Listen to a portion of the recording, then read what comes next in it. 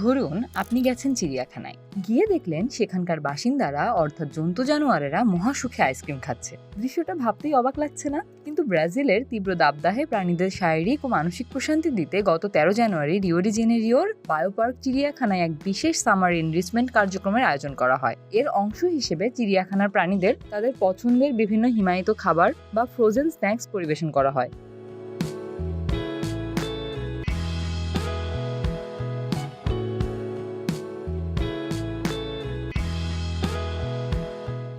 ওরাংউটানদের জন্য দেওয়া হয় তরমুজের পপসিকল। অন্যদিকে ক্যাপুচিনো স্পাইডার মাঙ্কিদের জন্য ছিল তরমুজ ও খরমুজের স্বাদের বরফ শীতল খাবার। জাগুয়ার সহ অন্যান্য মাংসাশী প্রাণীদের জন্য আয়োজন করা হয়েছিল হিমায়িত রক্তের বিশেষ স্ন্যাক্স। জীববিজ্ঞানী ও পশু চিকিৎসকদের সরাসরি তত্ত্বাবধানে এই পুরো কার্যক্রমটি পরিচালিত হয়।